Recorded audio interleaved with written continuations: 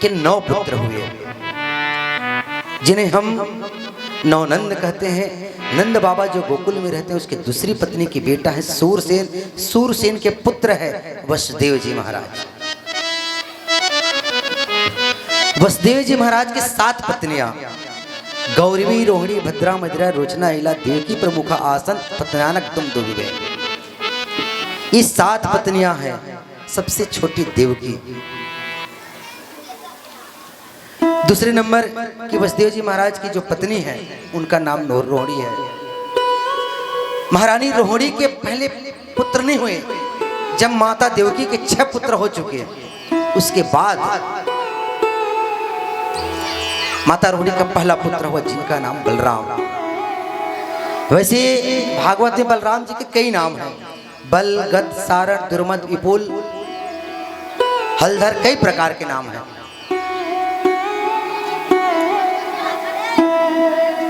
तब भगवान 8वें बालक रूप में आए मथुरा में। भगवान ने मथुरा में जन्म लिया और जन्म लेते ही गोकुल आ गए। गोकुल में अनेक प्रकार की लीला की भगवान ने। अनेक राक्षसों को मारे। तत्पश्चात पुनः वृंदावन आए। 11 वर्ष तक वृंदावन में रहे। पुनः मथुरा आए।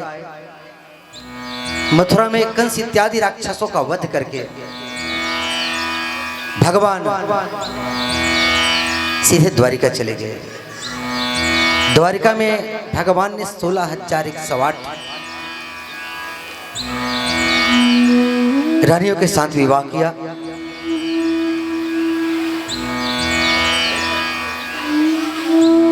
सुंदर सुंदर वहां भी लीलाएं की भगवान ने, और पृथ्वी का भार उतार के स्वधाम चले गए।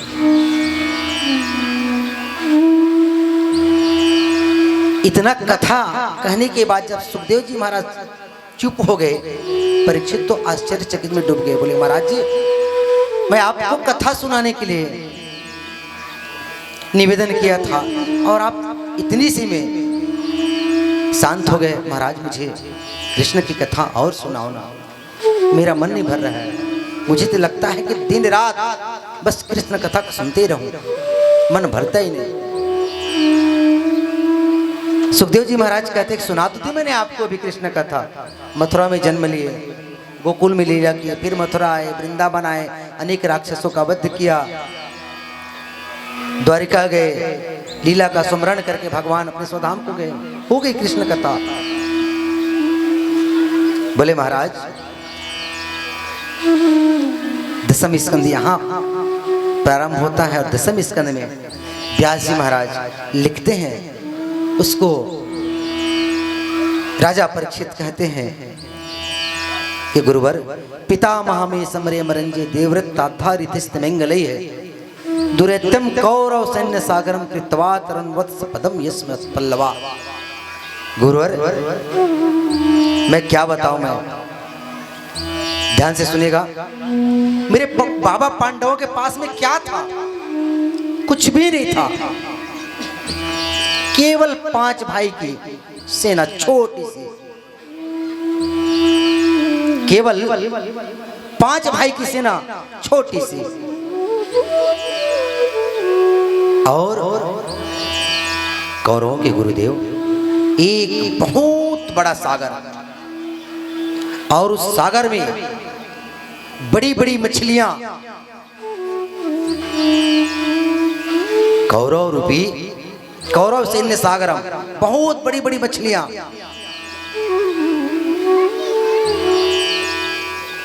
जैसे भीष्म पितामह, द्रोणाचार्य,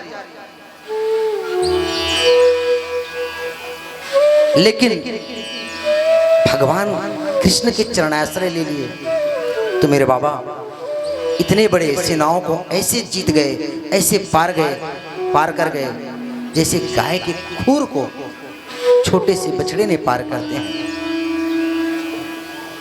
इतना ही नहीं, मेरे बाबाओं को रहने दीजिए, मैं अपनी स्वयं आपकी व्यथा बताता हूं।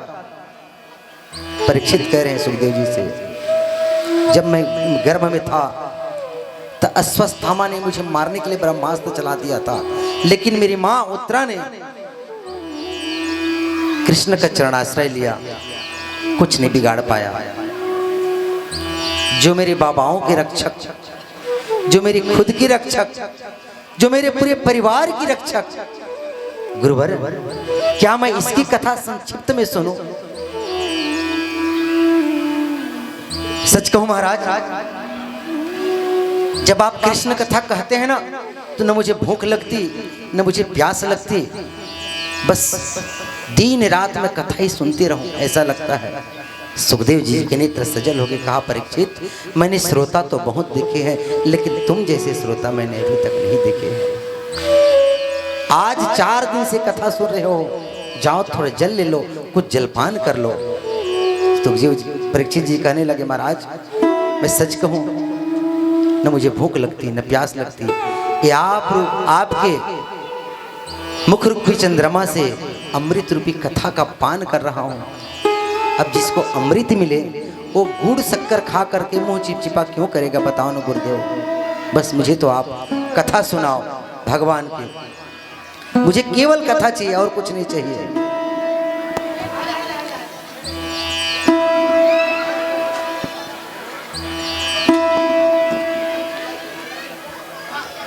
ध्यान दीजिएगा, राजा परीक्षित कहते कि महाराज मुझे और कुछ नहीं चाहिए, मुझे केवल कथा चाहिए।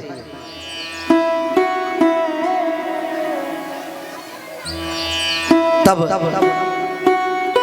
सुखदेव जी महाराज परीक्षित को कथा सुनाते हैं कि राजन अब ध्यान से सुनिए। मथुरा के एक बहुत बड़े यशस्वी राजा हुए जिसका नाम था उग्रसेन। ऐसा कहते हैं कि उग्रसेन का कोई पुत्र नहीं था,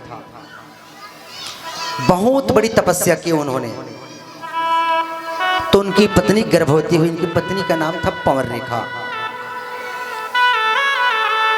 और उसी गर्भवती अवस्था में ही वो अपने सहेलियों के साथ जंगल में घूमने के लिए चली गई। एक द्रुमिल नाम के राक्षस का छाव उनके ऊपर पड़ गया, और जो बालक हुआ उसी को हम कंस कहते हैं। ब्राह्मणों ने आकर के उग्रसेन को बताया कि महाराज आपके घर में जो बालक हुआ है वो आगे चलकर बहुत बड़े राक्षस होगा। तो उग्रसेन ने क्या किया, उसको लता पता में लपेट करके जमुना जी में बहा दिए, और वहां गए स्नान करने के लिए सूरसेन जी महाराज।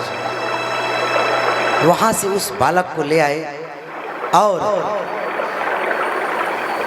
घर में ला करके अपनी पत्नी को दिया और कहा, आज तक तो उस देव जी हमारे पुत्र थे, साथ में एक और पुत्र मिला।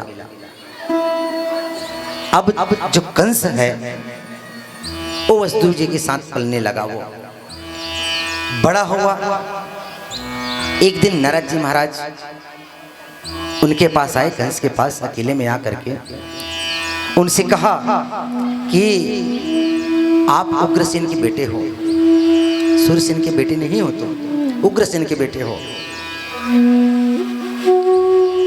उन्होंने क्या किया, मथुरा में उग्रसेन को गद्दी से उतार दिया। पहले तो तपस्या करने गया और खूब तपस्या किए, और आकर के पूरे मथुरा को अपने कब्जे में ले लिया। अपनी सेना में बड़े बड़े राक्षसों को शामिल कर लिया, उग्रसेन को भगा दिया और बोले कि मैं ही भगवान हूँ, मेरा नाम से यज्ञ करो, आहुति देना है तो मेरे नाम से आहुति दो, जो कुछ करना है मेरे नाम से करो। पूरे मथुरा का राजा बन गया वो, और अत्याचार इतना बढ़ गया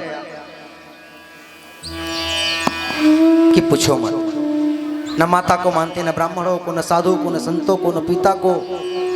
ब्राह्मणों का जनेऊ काटने लगे, चोटी काटने लगे, सबको सताने लगे। वो किसी को मानते नहीं, खूब अत्याचार हो गया। एक दिन और उनके मन में एक भाव आया क्यों ना मैं देवकी का विवाह अपने चचेरे भाई वसुदेव जी से कर दूं। और जैसे ही मन में विचार आया तो देवकी का विवाह वसुदेव जी के साथ उन्होंने बड़े धूमधाम से किया। खूब विवाहोत्सव मनाए, खूब दहेज दिए, खूब दान दिए। और जब विदा का समय आया तो उन्होंने कहा नहीं, अपनी बहन को छोड़ने के लिए मैं जाऊंगा। और रथ पे बैठाए और जैसे ही रथ पे आरूढ़ हुए, आरूढ़ होने के बाद जैसे ही रथ चलने लगी, आकाशवाणी हुई, व्योमवाणी हुई। और व्योमवाणी में यही सुनाई दिए उनको कि रे कंस, जिसको तू पहुंचाने जा रहा है ना, उसका 8वां गर्भ तुम्हारा काल होगा। अब तुम सोच लो जो करना है। और जैसी ये आकाशवाणी सुनी, अब कंस के मन में दुराग्रह आ गया, बुरा विचार आ गया।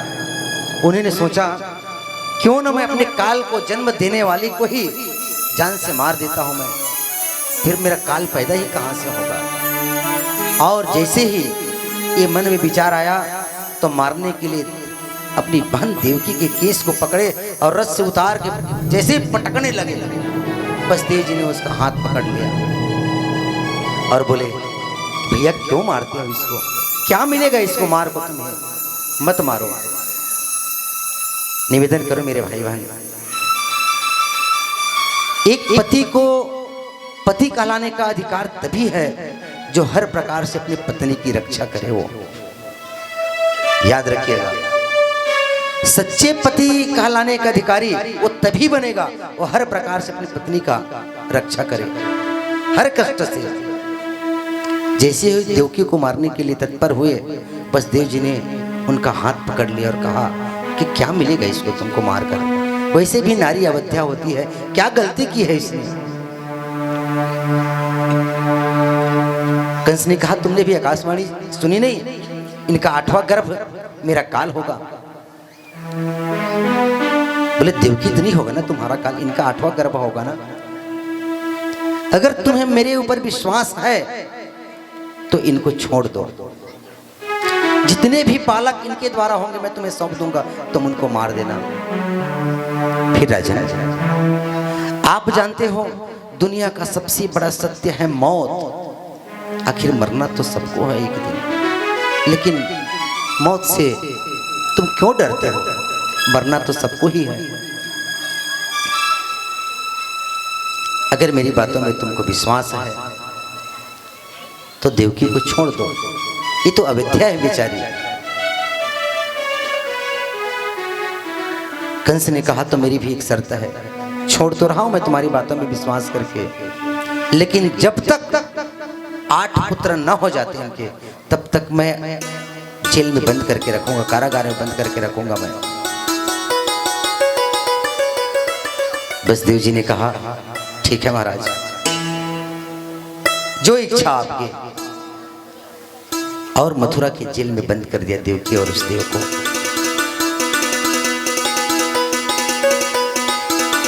समय बीता, कीर्तिमंदम प्रथमजम कंसायनक दुमदुभि अपर्यामास कृच्छेड़ सोयन त्रितादि विह्वलः। आनक दुमदुभि नाम वसुदेव जी का एक नाम है, एक और नाम है आनक दुमदुभि। इसलिए उसका आनक दुमदुभि नाम है कि जिस समय वसुदेव जी का जन्म हुआ उस समय दुमदुभि नाम का बाजा बाजा था, इसलिए उनका एक नाम आनक दुमदुभि है। इसलिए व्यास जी महाराज लिख रहे हैं, कीर्तिमंदम प्रथमजम कंसा आनक दुमदुभि अपर्यामास की छेड़ सो नितादि विह्वलः। देवकी वसुदेव का प्रथम पुत्र हुआ, इसका नाम कीर्तिमान था। वसुदेव देवकी के बड़े पुत्र का नाम कीर्तिमान।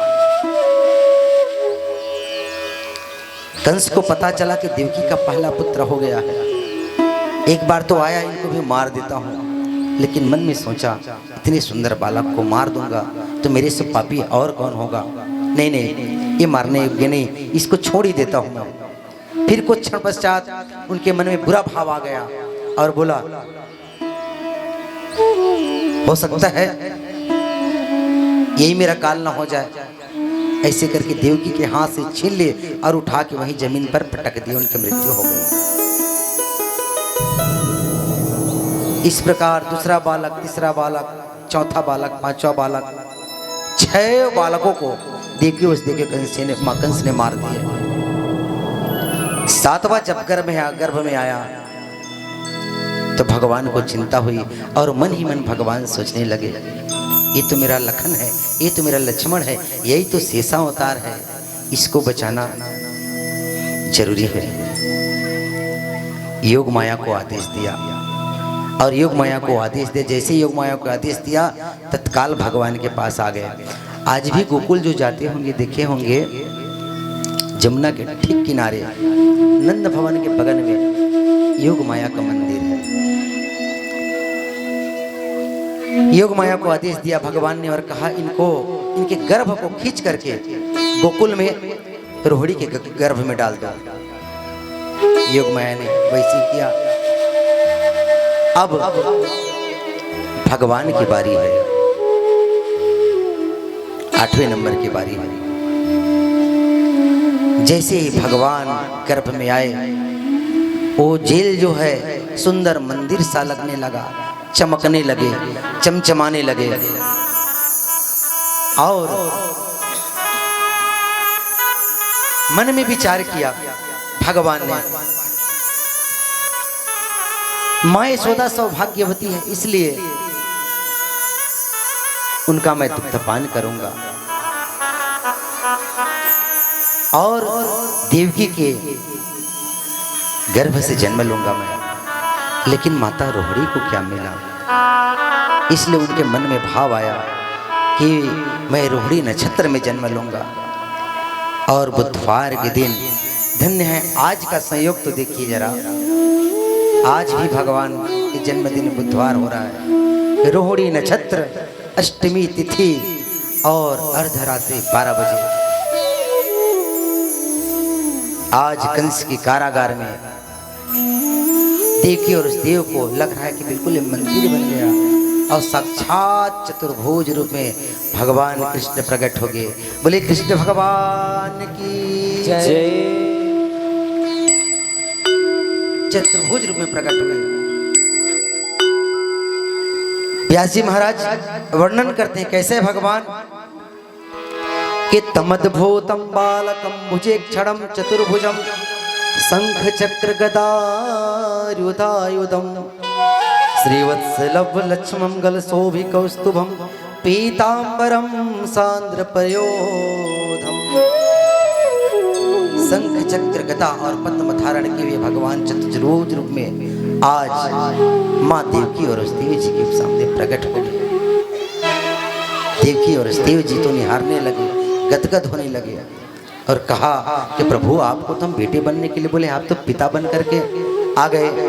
भगवान ने कहा कि माँ तुम नहीं जानती, जन्म लेते ही एक कंस मामा सबको मार देते हैं,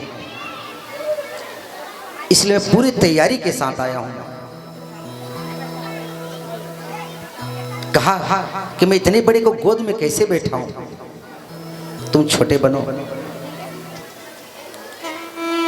भगवान ने कहा कि माँ याद रखना, आप मुझे छोटे बनने के लिए बोल तो रहे हो, छोटे बन जाऊंगा, लेकिन मैं कंस मामा से तुम्हारी रक्षा नहीं करूंगा, बल्कि तुमको मेरी रक्षा करनी पड़ेगी कंस से। अगर मंजूर है तो बोलो, मैं छोटे बनता हूं। मैं रक्षा नहीं कर पाऊंगा कंस से तुम्हारी, तुमको रक्षा करनी पड़ेगी। देखिए उस दिन ने कहा कि बेटा हम कैसे रक्षा करेंगे, तुम उसकी परवाह मत करो। क्या गजब की मीठी बात बोलते हैं भगवान, तुम उसकी परवाह मत करो, बस मेरा आश्रय ले लो, सब कुछ ठीक हो जाएगा। भगवान आज भी सब्जियों को कहते हैं मेरे भाई बहन, बस तुम मेरे लिए एक कदम बढ़ के देखो, मैं तुम्हारे सैकड़ों कदम बढ़ करके तुम्हें अपनी गोद में न उठा लूं तो कहना। इधर भगवान का जन्म हुआ, उधर गोकुल में माँ रोहिणी के गर्भ से बलराम जी का भी जन्म हुआ। देवकी और वसुदेव ने भगवान से कहा हम तुम्हारी रक्षा कैसे करेंगे। भैया थोड़ा से पीछे का घड़ी कैसे, बिल्कुल चिंता मत करो, ये जेल का दरवाजा भी खुल जाएगा, सब ठीक हो जाएगा।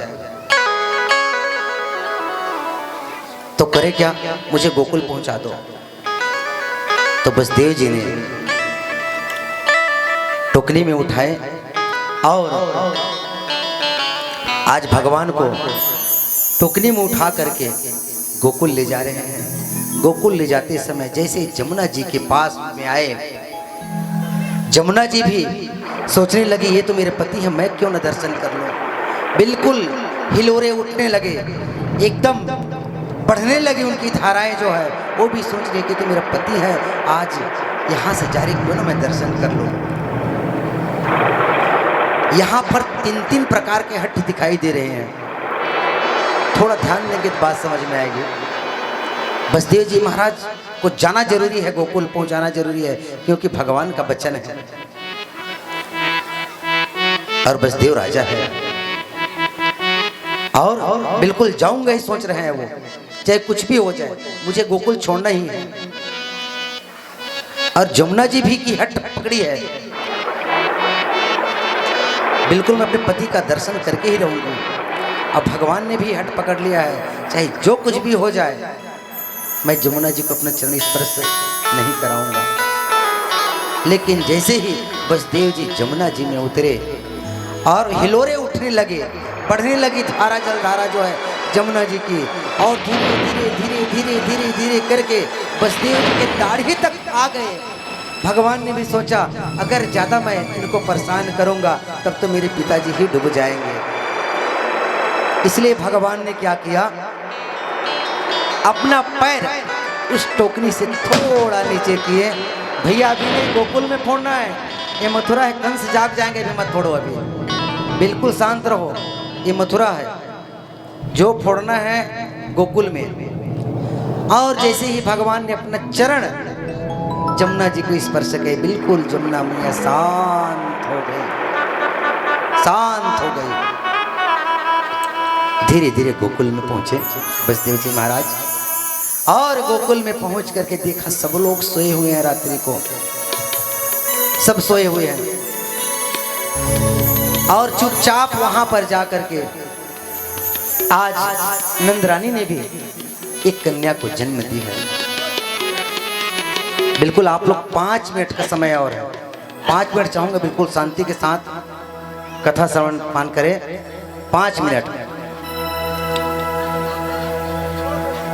गोकुल में भी एक कन्या को मां यशोदा ने जन्म दी है। वहां बसदेव जी ने उस बालक को सुलाया और उस कन्या को उठा करके ले आया। अब देखिए भगवान की लीला कैसे होती है। भगवान को जब बसदेव जी महाराज उठा करके गोकुल ले जाने के लिए तत्पर हुए तो बसदेव देवकी की जो हथकड़ी थी, बेड़िया थी, सब खुल गई, जेल के दरवाजे खुल गए। और जब कन्या को लेकर के आए, आने के बाद सब कुछ फिर बंद गए, दरवाजा बंद हो गए, हथकड़ी बेड़िया पांव में लग गई। क्या संकेत मिलता है हमको? जीव जब परमात्मा का आश्रय लेता है तो जीवन के सारे बंधन खुल जाते हैं, और जब माया का आश्रय, कन्या माया है, माया का आश्रय लेता है तो फिर वही बंधन में बंध जाते हैं। कंस को इधर पता चला कि 8वां हो गया। कंस आए और देवकी उस देव जी से फिर उस कन्या को लेने को तत्पर हुए। देवकी उस देव ने कहा कि भैया एक को तो छोड़ दो, ये तो बालक नहीं है, ये तो बालिका है, ये तो कन्या है, इसको तो कम से कम छोड़ दो। कंस ने कहा अगर आगे चल कर इस कन्या का बालक होगा वो मेरा काल होगा, इसलिए मैं किसी को नहीं छोड़ूंगा।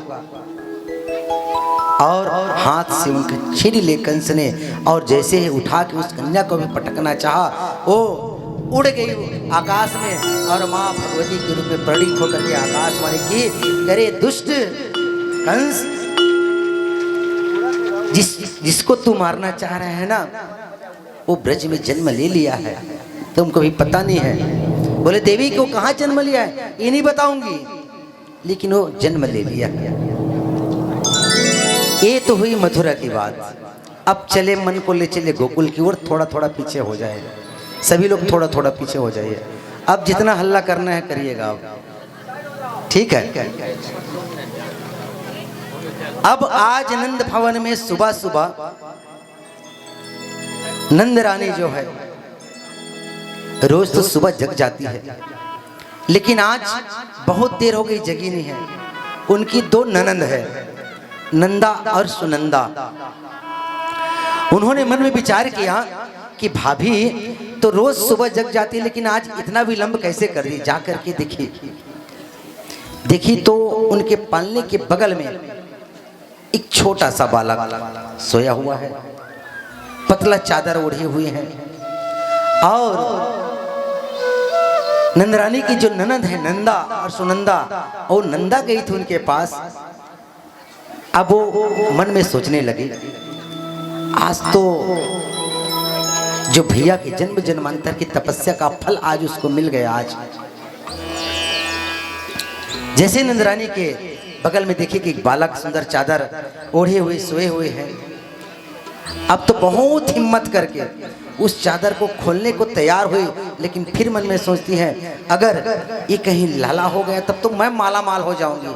अगर लाली हो गई तो और कोई बात की दुख तो नहीं है, लेकिन जो भाभी के गले में सोने का हार है, नौला का हार है, वो मुझे भैया नहीं देंगे। अगर लाला हो गया तो पक्का मुझे देंगे, मुझे विश्वास है। फिर एक बार चादर को खोल करके देखती, फिर मन में सोचती हे भगवान लाली मत हो जाना, लाला ही होना। फिर एक बार मन में सोचती कि हे भगवान लाली मत होना, लाला ही हो जाना। बहुत हिम्मत करके जब उस चादर को पूरे खोले तो देखिए अब तो लाला है। बोले नंद के लाला की जय। अब उनके आनंद का पारावार नहीं लगा। दौड़े दौड़े दौड़े दौड़े गए सीधा नंद बाबा के पास। कहाँ? गौशाला में। नंद बाबा उस समय गौशाला में थे, माला जाप कर रहे थे और मन में यही सोच रहे थे कि भगवान अभी तक तो हुआ नहीं है, कब होगा? अभी तो हुआ नहीं है, कब होगा? अभी तो हुआ नहीं है, कब होगा? यहाँ पर बिल्कुल डिस्टर्ब न करें। मैं निवेदन कर रहा हूँ, बार बार हाथ जोड़ करके आप लोग से निवेदन कर रहा हूँ मैं। और बैठने वाले घर वो लोग, आयोजक लोग क्या कर रहे हैं मेरा समझ में नहीं आ रहा है। आज मैं 5 दिन से चिल्ला रहा हूँ, सामने में मुझे बिल्कुल डिस्टर्ब नहीं होना चाहिए।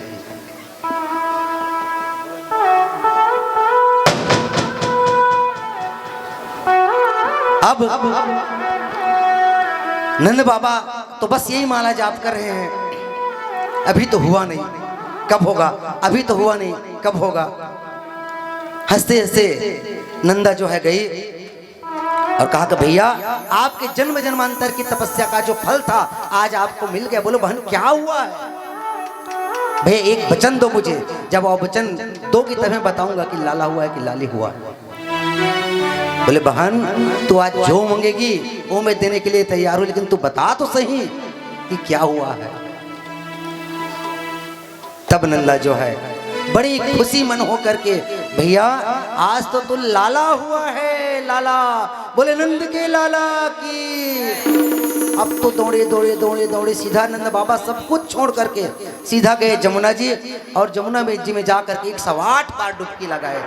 108 बार डुबकी लगा करके घर आए। घर में आकर के नई बंगाली धोती कुर्ता टोपी, मूछ में इत्र लगाए और एक मोटी सी डंडा लिए। अब तो सब ग्वाल बाल से पूछने लगे बताओ रे लाला आप कैसे लग रहा हूं मैं आज? बोले बाबा बिल्कुल नई दुल्हा की तरह लग रहे हो। और सीधे अपने भवन में आए और सबको आदेश दे दिया कि खूब सुंदर जितना जो कुछ भी आनंद उत्सव मनाना है सब मना सकते हो। तो आज दर्रा भाठा में पूरा साक्षात भगवान का जन्म हुआ है। मैं तो कहता सब लोग उत्सव मना लो आज बड़े भाव से। सब लोग खुश तो हो ना? आवाज ही नहीं आ रहा है, जोर से आवाज। दोनों हाथ उठा के एक बार बोलो तो जोर से बोलो। सब लोग खड़े हो जाओ, थोड़ा पीछे हो जाओ। कैमरा वाले भैया थोड़ा घुमा दे।